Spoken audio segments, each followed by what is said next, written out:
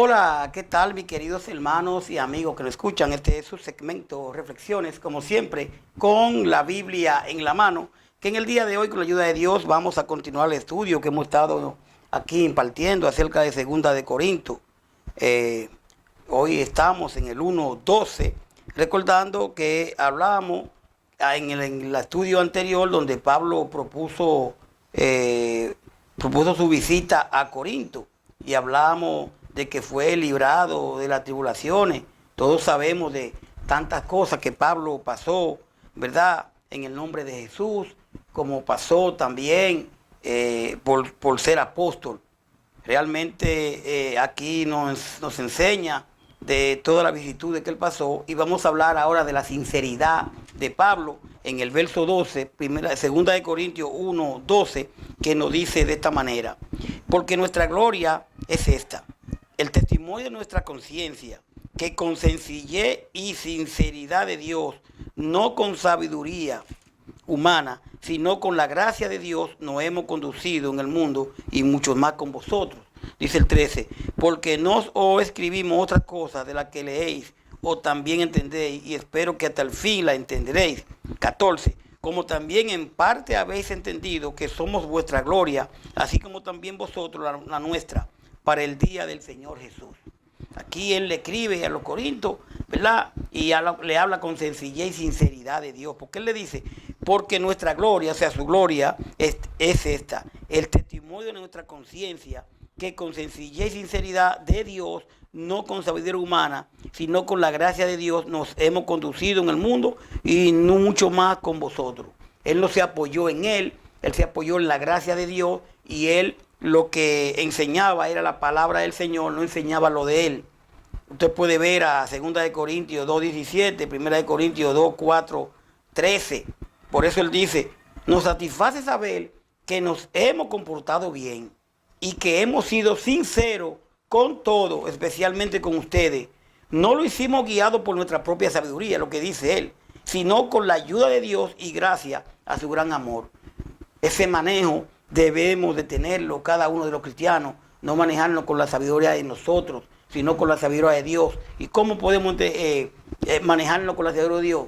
Llevándonos de la palabra, de su palabra de Él, esta que está estampada aquí. Muchas veces creemos que estamos haciendo algunas cosas buenas, pero a Dios no se le complace con estrategia, se le complace con obediencia. Y repito, 2 de Corintios 2:17, 1 de Corintios 2:4-13. Dice el verso 13 aquí, porque no os escribimos otra cosa de la que leéis. ¿Usted ve?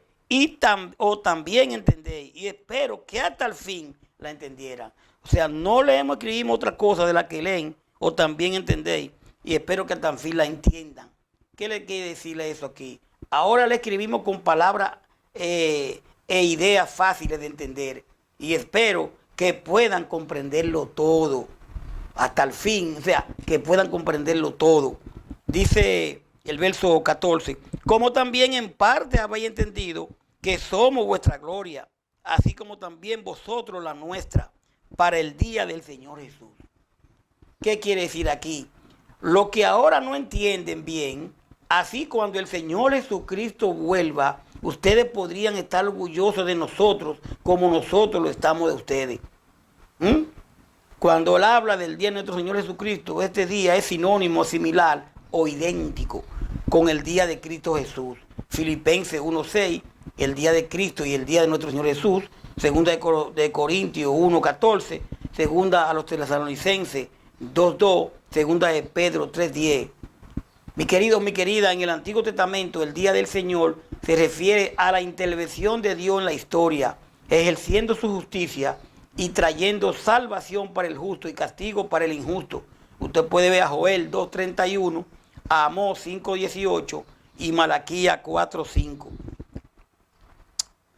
Realmente dice el verso 15, aquí el verso 15, vamos a seguir leyendo, dice, con esta confianza quise ir primero a vosotros para que tuviese una segunda gracia. O sea, con esta confianza, lo primero que pensé fue ir a verlo para así poder visitarlo 2 veces. La integridad de Pablo había sido puesta en duda porque había cambiado sus planes de viaje usted puede ver al verso 17, Primera de Corintios 4, 19, Romanos 1, 11, Primera de Corintios 15, 29. 2 veces recibirás bendiciones. Pablo pensaba visitar a los corintios en su viaje de ida y vuelta, de ida, y también a su regreso de Macedonia. Así ellos se beneficiarían de las 2 visitas. Usted puede ver al verso 16. Por eso dice el verso 16, y por vosotros pasar a Macedonia. El verso 15 dice, con esta confianza quise ir primero a vosotros para que tuviese una segunda gracia. ¿Usted ve? Entonces dice el 16, y por vosotros pasar a Macedonia y desde Macedonia venir otra vez a vosotros y ser encaminado por vosotros a Judea. O sea, lo que está diciendo aquí es, tenía la idea de visitarlo en mi viaje hacia la región de Macedonia y de pasar otra vez por allí a mi regreso para que ustedes pudieran ayudarme a seguir mi viaje a la región de Judea. Primera de Corintios 16, 5, 7. Dice el verso 17. Dice el verso 17. Así que al proponerme esto, usé quizás ligereza, o lo que pienso hacer lo pienso según la carne, para que haya en mí sí y no. O sea, ¿qué está haciendo esto? Aquí, ¿qué dice él? Al proponerme esto, dice él, usé ligereza. ¿Acaso creen que estos planes los hice sin pensarlo bien? ¿O creen que yo soy como todo lo primero? Digo que sí y luego digo que no. Pues se equivocan. Usted puede ver a 2 de Corintios 10, 23. Dice el 18. Mas como Dios es fiel, nuestra palabra a vosotros no es sí y no. O sea, como Dios es fiel, nuestra palabra a vosotros no es sí y no. Dios es testigo de que cumplimos nuestra palabra. 1 Corintios 1:9, 2 Corintios 2:17. Y Pablo aquí apela al carácter fideligno de Dios para defender la integridad de su mensaje. Usted puede ver a Deuteronomio 7:9, al Salmo 89:33 y a Isaías 49:7. Dice el verso 19, porque el Hijo de Dios, o sea, Jesucristo, que entre vosotros ha sido predicado por nosotros, por mí, Silvano y Timoteo, no ha sido sí y no, mas ha sido sí en él. Entonces, él le dice, el Hijo de Dios, Jesucristo, fue predicado entre nosotros. Timoteo, Sila y yo le anunciamos el mensaje de Jesucristo, el Hijo de Dios, y Jesucristo no decía una cosa primero y otra después. Al contrario, siempre cumplía su palabra. Usted puede ver a Mateo 16:16, 1 Tesalonicenses 1:1, Hebreos 13:8. Silvanos, también conocido como Sila, era compañero de viaje de Pablo. Podemos ver a Hechos 15:40, Hechos 17:15, Hechos 18:5. Y copartícipe en el envío de la primera carta a los tesalonicenses. Usted puede ver a Tesalonicenses 1:1, Primera de Pedro 5:12. Y ha sido sin él, ha sido sin en él. O sea, Cristo es la verdad y fue revelado y proclamado en verdad. Él es todo lo que afirmó ser, y toda la promesa de Dios se cumplen en él. ¿En quién? En Cristo. Romanos 9:4-5, Romanos 15:8. Dice el verso 20, porque todas las promesas de Dios son en él sí y en él amén, por medio de nosotros, para la gloria de Dios. O sea, y todas las promesas de Dios que ha hecho se cumplen por medio de ¿quién? De Jesucristo. Por eso cuando alabamos a Dios por medio de Jesucristo decimos amén. Romanos 15:8-9, 1 Corintios 14:16. Y hablando del amén, mire, amén en la adoración, en la sinagoga, esta afirmación litúrgica, o sea, servicio, era pronunciada por la congregación. La persona que dice amén acepta y se pone bajo la autoridad de lo que ha sido declarado. Para Pablo, Cristo mismo es el amén de su ministerio entre los corintios, Apocalipsis 3:14. Recordemos que el significado, ¿verdad?, de amén lo estamos diciendo aquí. El que dice el 21, y el que nos confirma con vosotros en Cristo y el que nos ungió es Dios. Tanto a mí como a ustedes, Dios nos mantiene firmemente unidos a Cristo. Él nos eligió. Dios nos ha marcado como perteneciente a Él. 1 Corintios 1:8, 1 Juan 2:20, 27. Todo creyente recibe al Señor desde que cree. y se bautiza para el perdón de su pecado. Y yo voy a repetir esto. Todo creyente recibe al Señor desde que cree y se bautiza para el perdón de su pecado. Hechos 2:38, primera de Juan 2:20, 27. Dice el 22, el cual también nos ha sellado y nos ha dado las arras del Espíritu en nuestros corazones. Y para mostrar que somos suyos nos puso una marca, la marca de su Espíritu Santo. ¿Verdad? Segunda de Corintios 5:5, Efesios 4:30, Efesios 1:13-14, Romanos 8:23. El sello era la garantía de autenticidad, así como marca de propiedad.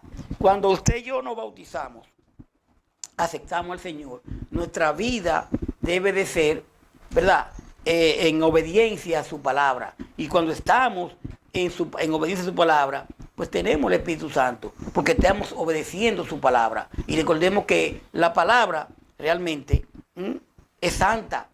Y al obedecer la palabra, pues ya estamos sellados y la garantía de autenticidad, así como marca de propiedad. Dice el 23, mas yo invoco, dice Pablo, a Dios por testigo sobre mi alma, que por ser indulgente con vosotros no he pasado todavía a Corinto.